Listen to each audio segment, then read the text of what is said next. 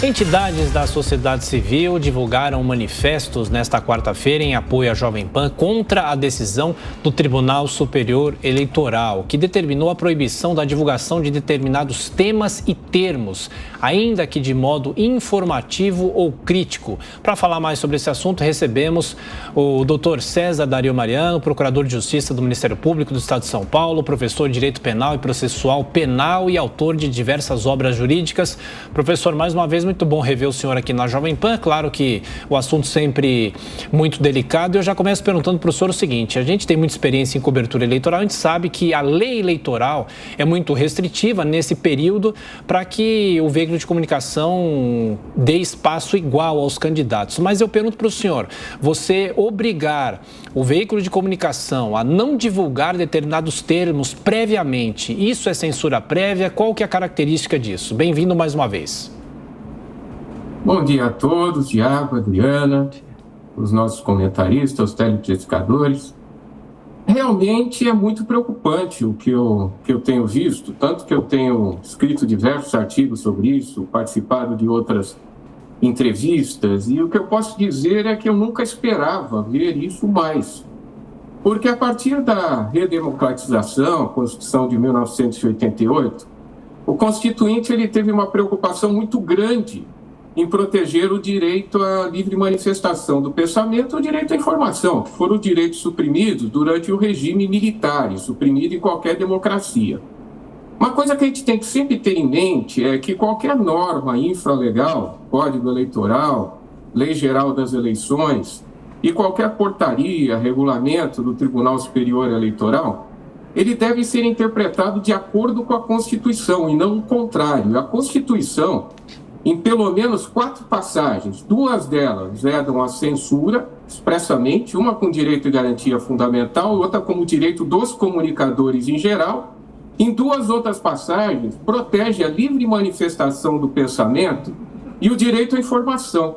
A partir do momento em que se veda que determinada emissora ou que os jornalistas falem sobre determinado fato, não tenho a menor dúvida em dizer que há uma censura prévia, que é expressamente vedada na Constituição Federal e é o primeiro direito a ser suprimido em regimes totalitários, despóticos, é justamente a liberdade de manifestação do pensamento e se cala a imprensa livre. Isso é extremamente preocupante. Bom, e dentro dos limites que nós temos, eu peço para os nossos comentaristas fazerem as perguntas dentro da nossa limitação, que eu acho que são perguntas pertinentes também. Diogo Schelp. Promotor, muito obrigado por sua presença aqui, bom dia. Olha, há a notícia de que haverá uma votação hoje no TSE, né, por iniciativa aparentemente do presidente da Corte, para votar no plenário uma nova resolução que daria ao TSE o direito de determinar a remoção de conteúdos relacionados ao processo eleitoral que os ministros considerassem falsos, sem a necessidade de haver uma provocação do Ministério Público Eleitoral ou de qualquer outra entidade, ou seja, basicamente por iniciativa própria. O que o senhor considera, qual a sua avaliação que o senhor faz sobre isso, caso seja aprovado? Primeira coisa, o Tribunal Regional Eleitoral ele não pode legislar. E muito menos ele pode emitir qualquer decisão que contraria a Constituição Federal. E outra coisa que é um princípio constitucional, inclusive, o juiz não age de ofício.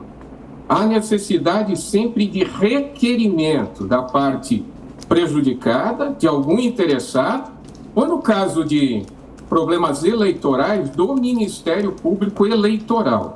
Não é dado ao Tribunal Superior Eleitoral legislar, contrariar a legislação e muito menos contrariar a Constituição Federal. Nós temos uma legislação que regula a internet, que é o Marco Civil da Internet. O Marco Civil da Internet há necessidade de decisão judicial e, como já disse, para que o juiz decida, há necessidade dele ser provocado. E, além disso tudo, nós teríamos uma decisão liminar e haveria necessidade de abertura para a parte contrária, a parte prejudicada, para se defender. Do contrário, isso daí eu vejo como algo totalmente inconstitucional. Roberto Mota?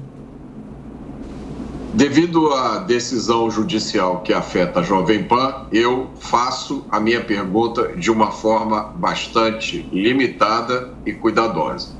A minha pergunta é, na sua opinião, doutor, por que não está havendo um movimento generalizado na sociedade, especialmente entre os operadores do direito, né, os advogados, defensores públicos, promotores e procuradores do Ministério Público, juízes e desembargadores, por que não está acontecendo um movimento de repúdio a o que muita gente classifica como uma violação de direitos fundamentais que não encontra amparo na Constituição?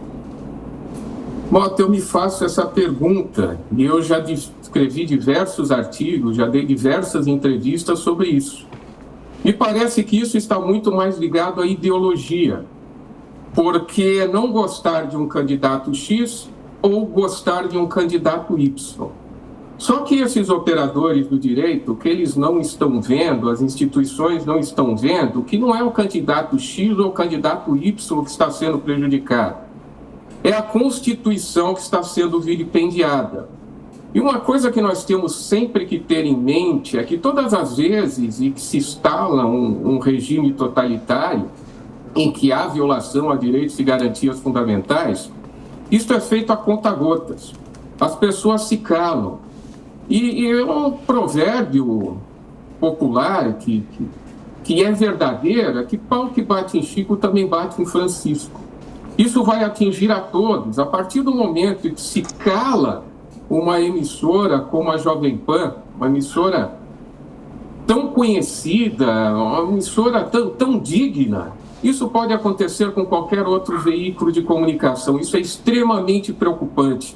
E eu não canso de dizer, eu não consigo aceitar como as instituições responsáveis pela preservação da democracia, todas elas, instituições públicas, de entidades civis, órgãos particulares, se calam, ficam quietos e alguns até aplaudem o que está acontecendo, justamente por estar sendo muito mais prejudicado um candidato do que o outro.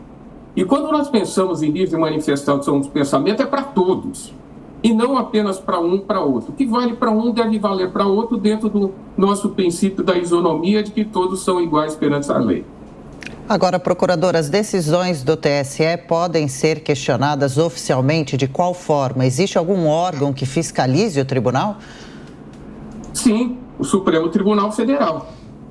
Todas essas decisões, elas podem ser levadas a julgamento do Supremo Tribunal Federal pelo seu órgão pleno. Os 11 ministros vão julgar. Eles vão ter que decidir se o que o Tribunal Superior Eleitoral está fazendo é constitucional ou não. Eu fico muito preocupado com determinadas decisões perto das eleições, do segundo turno das eleições. Calar uma emissora, dizer que não pode divulgar fatos que realmente aconteceram. Olha, eu vou dar um exemplo muito simples. Lula foi condenado, ponto. O processo foi anulado por vício formal, ponto. Ele não foi absolvido, ponto. Ele também não foi condenado. Mas os fatos existiram, todo mundo viu. Os fatos foram transmitidos pela televisão. Nós temos delatores, temos testemunhas, temos documentos. Os fatos não desapareceram. Como se proibir de noticiar fato que realmente aconteceu?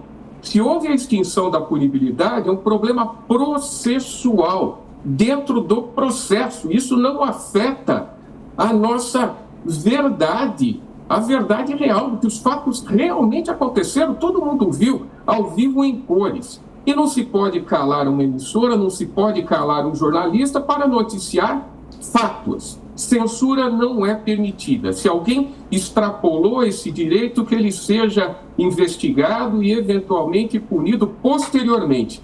Mas antes, dizer o que a pessoa pode ou não pode falar, calar veículos de comunicação social, calar uma emissora como a Jovem Pan, olha, isso só no regime totalitário. Me desculpem, mas isso não é algo que se faz dentro de um Estado democrático de direito.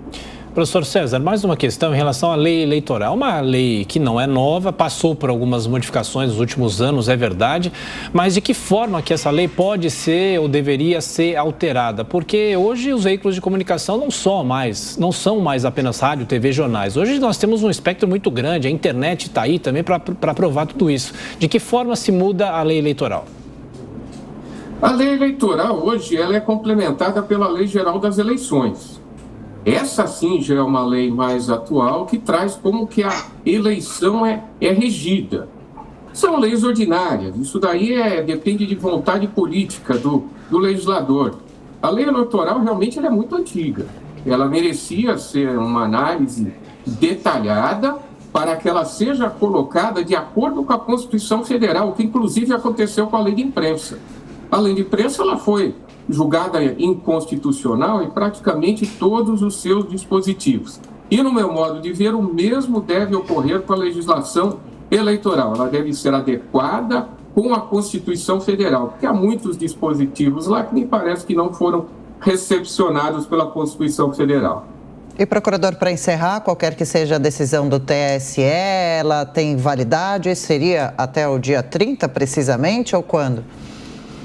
Sim, qualquer decisão judicial ela deve ser cumprida, ela pode ser criticada, mas ela vai ser determinada, eles devem limitar para essas eleições, eu acredito que sim, se for feita uma resolução, ela vai ter que ser questionada no Supremo Tribunal Federal, é assim que funciona dentro de um sistema democrático de direito.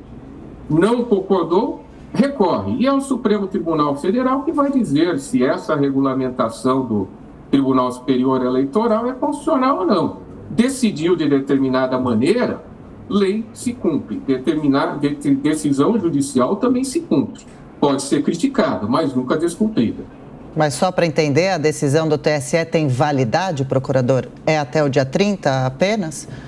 Tem validade, porque é uma decisão de um órgão eleitoral responsável pelas eleições. Quem pode cassar essa decisão é o Supremo Tribunal Federal. É um órgão da Justiça Eleitoral e nós vamos ter que seguir a hierarquia dentro do sistema judiciário para que ela seja questionada dentro da Constituição. Sim, mas ela não deixa de valer, doutor, desculpa interrompê-lo, a partir das 5 da tarde do dia 30, assim que terminar o segundo turno, não é isso?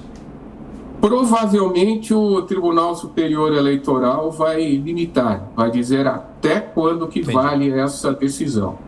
Se ele não limitar essa decisão, não disser que vale apenas para essas decisões, essa resolução vai estar em vigor indefinidamente, até que eles mesmos revoguem ou o Supremo Tribunal Federal diga que ela não é válida, irregular, inconstitucional, o que seja. Procurador César Mariano, mais uma vez, muito obrigado pela atenção, pela gentileza, pelos esclarecimentos, bom trabalho e até a próxima.